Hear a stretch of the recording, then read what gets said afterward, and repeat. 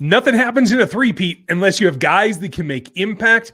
And yet again, this rookie class is going to have to bring some. Coming up today with Matt Derrick on Locked On Chiefs. From the land of the free and the home of the Chiefs, this is the Locked On Chiefs podcast. Welcome back, friends and neighbors. Chiefs Kingdom around the world, getting ready for the draft. We're brought to you today by LinkedIn. If you want to find qualified candidates that you want to talk to faster, post your job for free at linkedin.com/LockedOnNFL. That's linkedin.com/LockedOnNFL to post your job for free. Terms and conditions do apply. Go find the guys you're adding to your team like this team is about to add to their team, and that's how you get a team. At least that's the way it works in my head. Today, we're joined with Matt Derrick because he's here to talk some sense into us. Calm me down. Don't let me overreact. He is my alternator, my regulator. Nice to see you, Matt. Check everything out he does over at ChiefsDigest.com, both at the website and at Chiefs Digest here on the YouTube platform, where we are as well. I'd ask you to like and sub and hit the bell right now, just before we get started, just because you know how good it's going to be today. Go ahead and hit that like. Join the Spotify podcasts as well as Apple. Get all the platforms subscribed, and you will be an everydayer just like our core fans. We appreciate you guys very much. Couldn't do it without you, to tell you the truth. And you can get that much more over on our text line at 816-357-8781. So we're going to give you breaking news. We're going to be here in recaps all draft weekend. And so right now the focus is leading up to that draft. What are the things that they absolutely cannot do in order to have a successful draft? That's coming up later in the show. The fits at the wide receiver position against the big board. Kansas City isn't exactly typical in that fashion. And the first thing, the bottom thing, the most important thing to me, Matt, is as I'm getting closer and closer and closer to this draft, it's understanding that drama in the offseason, Rashee Rice is one, but obviously Kadarius Toney, down there in Dallas, like right now, the guy who might be the most dependable is the guy who just joined the roster in Hollywood Brown and looks to be playing the part in Dallas. For me, it's about finding rookies that can add to not just that position group, but all of them so that they can get some impact right now in 2024 to try to make this three-peat run. Do you see it that way? Do you expect that they have to have as much contribution from this class as they've had from, say, the last two classes? Or is there less of an immediacy in your eyes? Well, I mean, let's face it. The Chiefs have two challenges. One is that they're trying to build a team that's going to go for a three-peat. That has not happened, and it's history. I mean, so you're building a team differently in that one way. And I think the Chiefs have made some decisions this offseason that indicate, hey, that they're consciously trying to do that. I mean, even if they're not going to say the words "run it back," they're doing a lot of things that say "run it back" with their actions. But the Chiefs are also a team that knows something else, which is that they have to continue to evolve and grow and change if they're going to remain championship contenders throughout the Patrick Mahomes window. And one of those things, part of that means that sometimes you move on from some guys. It sometimes means that you're going to have, well, not sometimes, every year you're going to have some roster turnover, because if you don't, you just get stale, you get stuck. And the Chiefs are not one of those teams. So, hey, I expect that when the Chiefs get to September, it's going to be like most any other year. They're going to have maybe 10 to 15 new players on this team. I mean, that's the way that it's going to be. Maybe it's going to be at the lower end of this year because they do have a lot of guys coming back. Didn't lose as many of their free agents as you might expect, but you've got to replenish that. So you have to get players who are going to be productive for you, who can play, whether it's your plan is for them to play this year or play next year. I mean, you got to hit, and you've got to do that and be successful drafting when you've got a superstar loaded team. When you've got future Hall of Famers, you've got to be able to fill around them with affordable, cheap players who give you 4 good years under the rookie contracts. Got to get off to a hot start on that rookie contract, right? If your first rounder, Karlaftis and McDuffie, obviously coming up on 5th-year options, gives you a little bit of an extension. But those first 4 years are the key. And that's when I look at impact for this rookie class. There's a couple of places that I think they have to go. I don't feel corner is one of them because there's enough depth there that you feel like they have enough guys that they feel can do the job. You don't have to have immediate impact at the corner position. That tells me it can be a day 3 pick. Could be even 95, whatever it has to be. They need to have impact from the wide receiver. We've been talking about that since the day the Super Bowl ended. that still remains the same. We're going to talk about fits for the wide receiver group coming up here after the break, folks. But the other spot for me, as much as tackle is critically important, it's not offensive tackle for me that has to have production. It's defensive tackle. I have to have somebody come in there and play meaningful pass rush snaps specifically. Yes, they brought everybody back, but Mike Dan is likely going to be out on the edge for the first significant portion of the season. We know Turk Wharton might have some pass rush in him. I don't think we saw that until the very playoff run, the very end of the season last year. We know what Derek Nottie is. We know what Mike Pennell is. I don't see an accompaniment inside to Chris Jones right now until Charles Omenihu returns. And that's what I'm looking for very specifically from a defensive tackle to come in and be able to attack the gaps and get to the quarterback. Am I putting too much emphasis on that one position group? No, you're not, because when you start ticking off the things that you're looking for in a draft class, one of the things is, what are your immediate needs? And I think you can absolutely say that an immediate need for the Chiefs is a consistent threat, at the 1 or the 0, whatever, you want to call it, but you need a one tech. You need a true nose, at least somebody that in specific run situations, that you can use on, first and second downs, a Mike Pennell type who is not 34 years old and can only be a part-time player. Chris Jones needs a compliment. And yeah, you can say Derek Nottie, you can say Tershawn Wharton. I mean, they're different types of players. Mike Pennell is probably the only true really player you would say, fits that one tech definition or a nose definition. Isaiah Buggs, is a player. But then again, Isaiah Buggs, we don't really know anything about. I mean, he is a boomer bust potential. And, let's face it. I mean, more likely is that it's not going to be anything. I mean, maybe he becomes something, but the likelihood is strongly against him. So then you start looking, what are your long-term needs? Well, all these guys that we also mentioned are all under 1-year contracts. So other than Chris Jones and Neil Farrell, there's nobody really under team control for 2025. So that's the second part of it. So that's why, defensive tackle to me is a pretty decent need. And I think there's some other positions too that are sneaky in that way. Safety is another one for me. I'm with you on corner. I would be quite pleased. I mean, the Chiefs, what they have at corner right now, tell me it's not one of the top 5 best defensive back units in the league. I mean, when you got Trip McDuffie, you're halfway there. Josh Williams, Jalen Watson, those are good players. And if you're backing them up with Nick Jones and Echo Boydo, I mean, and the Chiefs have been proven so good, I don't think that they need to spend a, first day 2 pick, day 1, day 2 pick on a corner. But you keep giving Dave Merritt late round picks and undrafted guys, he's going to coach them into what you need. Length and speed. Those are the prerequisites. That's what Dave needs. They're going to give it to him at some point or another. Doesn't matter when. I'm with you there. What I do need them to do is have production on the offensive side. And that's a little bit more tricky in this particular offense. And I think that's one thing people have been getting very, very carried away with is grades versus fit. We're going to talk about that for the wide receivers coming up next on the Locked On Podcast Network. Now, you have to have what you have to have when you're running a small business, and that means qualified professionals right there for the right role in your business. LinkedIn isn't just a job board. They hire professionals that you can't find anywhere else. Even those who aren't actively searching for a new job might be able to find you if they see the perfect role opened. In a given month, 70% of LinkedIn users don't visit other leading job sites. If you're not looking in the right place, you got to get in there. And this makes your small business grow in a way that lets you be organic and lets you get the people that aren't necessarily desperate for a job. They're looking for that small business where they can wear a couple of different hats, much like you do, much like I do, whether it's Rogue Analytics or NFL 33 or this network. There's all kinds of things that I have to wear multiple hats on, and that makes it harder for me to find the people that can actually help me. I need LinkedIn to help me find the people that can help me and make that process easier. Post your job for free right now if you want to get the same on linkedin.com/LockedOnNFL. That's linkedin.com/LockedOnNFL. You can post your job for free. Terms and conditions do apply. Lots of conditions upon conditions upon conditions. You can find them all on the Locked On Sports Today feed, which will be hosting our inaugural mock draft for all the hosts on Locked On as we all went through the process. You can see that live tomorrow night at 7 Eastern on Locked On Sports today.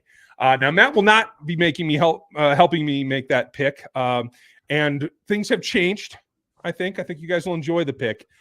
It's not a wide receiver, and it was one of the things that I struggled with the most because need versus availability is something that I think is running rampant right now. Could there be 8 wide receivers taken in this first round of the draft? There could be.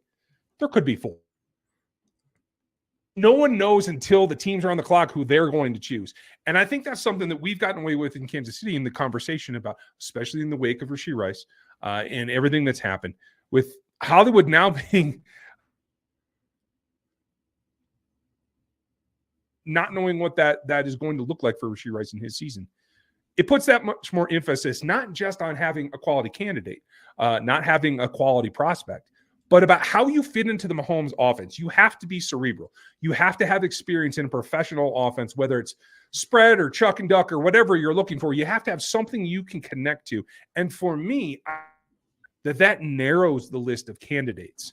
The big board is the big board, and you can rate everything as we do at Rogue Analytics, folks. Go get the draft guide if you haven't gotten it yet. Use the code LOC and you're going to get a discount. That's at rogueapc.com. And we rank everybody on film. We rank everybody on production. I go through the athletic matrix, and all the algorithms bring everything together and gives you everything in one. But if you have to take some of that fit out, Matt, that's where things get hairy. And so for me, when you're looking at the Chiefs coming onto the clock, whether they're trading up a little bit and into the 20s or they're staying at 32 or even if they move back, is it for you the best graded, say, receiver or tackle, offense or defense at this point? Or is it about who can get in there and have the fit to make an impact early as a guy more route and maybe even jumpstart and be a faster riser than Rashee Rice was? Yeah, and I think you phrased the question in a really right way, which is that, and it opens up to me a broader point, which is that, I think Dane Brugler, good friend of ours, is 400 players in his draft guide. Well, the Chiefs are going to probably have about 190 players on their draft board. What's that mean? What's that tell you? Well, that means that of the, 400 players that are, eligible-ish for the draft, one, there's going to be a chunk that Chiefs don't think are good enough, that, they just can't play in the NFL. They don't have the skill set. So they're going to leave off some of them there. But the majority of them, while there might be some that you leave off for red flags, and there could be some very good players there, they're going to be players that other teams have as a first or a second round pick that the Chiefs will say, nope, not us, because we're not going to touch that player with a 10-foot pole. There's other players, though, that get left off purely because they don't fit. If you're the Chiefs, why would you take a 3-4 edge rusher that's an outside linebacker and a 3-4? Because it doesn't fit what you do in a 4-3. So there might be some really good edge rushers that you're leaving off because they don't fit what you do. If you're the Chiefs, why are you drafting like a Chris Jones 3-tech? You don't. You don't have that need. So that's completely off your board.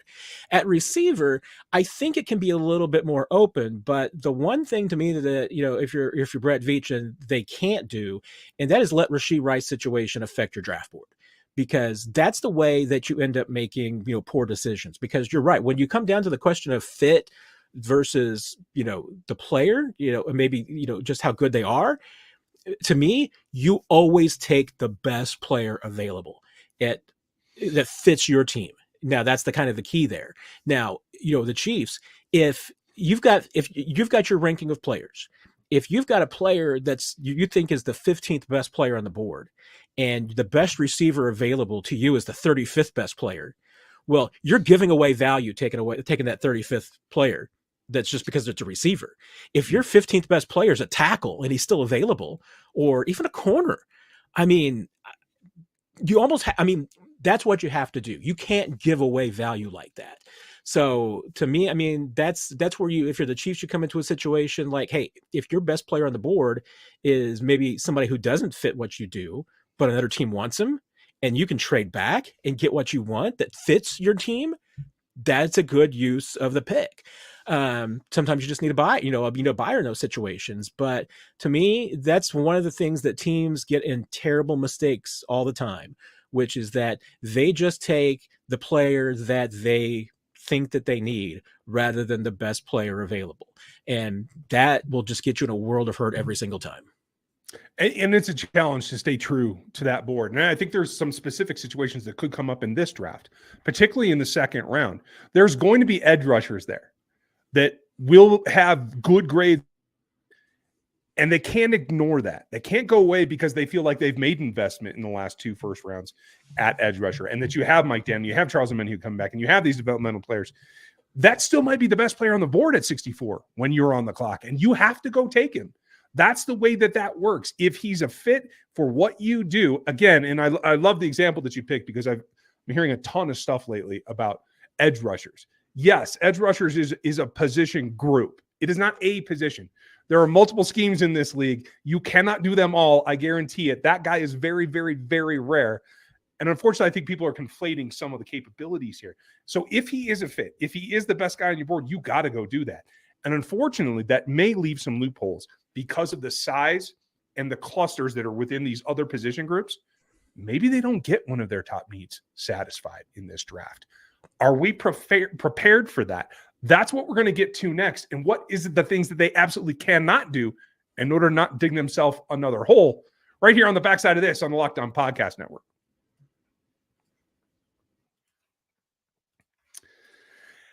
I know you've heard this before. I'm told I'm a little bit competitive. Well, there are worse things to be, and that's absolutely true. And if you have that competitive side too, you can take it out on your friends.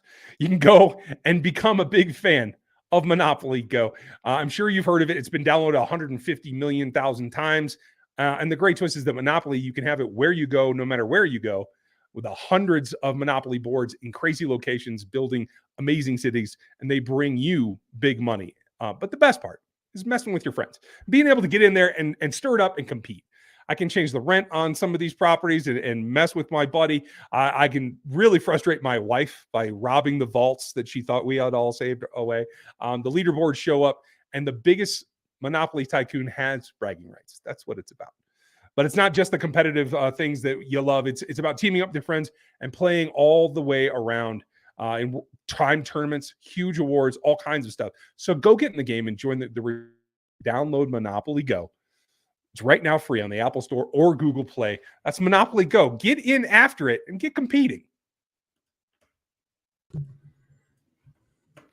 Now, we are not going to buy properties right now, although that may be a sideshow for the deep offseason, folks. But make sure you check out Chiefs Digest, both .com and the channel here on YouTube. Get Matt's work, because Matt's running it all down for you in a logical way. I get a little bit too deep and a little bit too off in one direction or another because I don't want to be that guy, but I am. There are some missteps, Matt, like some things that look shiny and attractive that you want to go after, but you just can't do it. I don't think anything says that more than the wide receiver position this particular draft cycle. Do you? Yeah, I mean, it's really going to be a tricky one for the Chiefs because, like I said earlier, I mean, you can't let the Rashee Rice situation dictate what you're going to do. Because if you say to yourself that because of the Rashee Rice situation that you've got to draft a Rashee Rice clone, well, what happens if, Rashee Rice doesn't have any punishment for, till 2025? Now you're trying to fit two guys into the same spot. That just doesn't work. You've got to take, if you're going to draft a receiver, if you're going to draft two receivers, you've got to hit what do you need? And, I think you look at it and what do the Chiefs need? I mean, the Chiefs need a deep threat. I mean, even Andy Reid on Monday was talking about Hollywood Brown says, well, yeah, he can be a deep guy, but that's not what he does best. And that's not what they're necessarily going to ask him to do. So you're still looking for somebody who can be a deep down the ball field guy.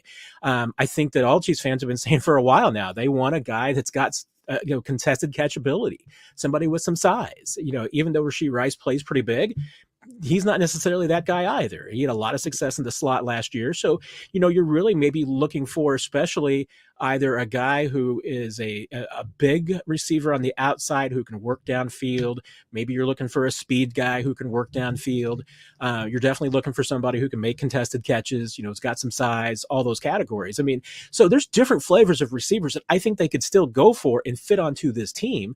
They might even have some of those solutions on this team. If Kadarius Toney can stay healthy and on the field and mistake-free, he can fill one of those roles.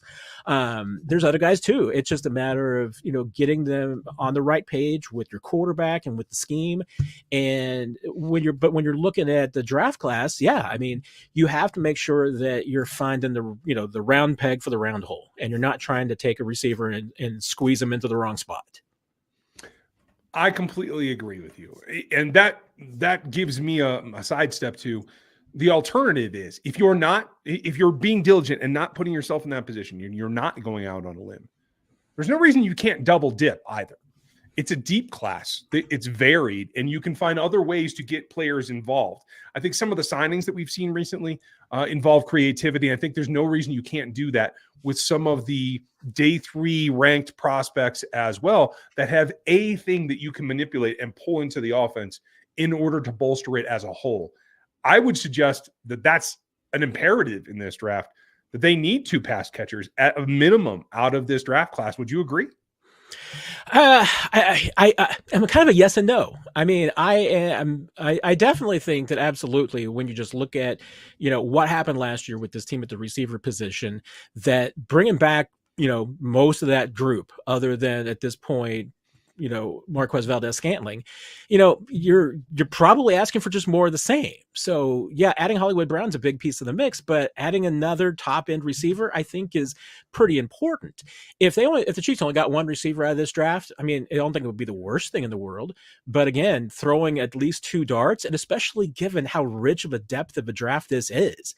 Now, and I say that with, my kind of feeling about it being that it's kind of a middle of the bell curve is kind of interesting, in that I think that there's a lot of top end receivers. I mean, this might be 13, 14 receiver deep as far as, being quality receivers that you can get in the first 2 days of the draft and feeling pretty good about.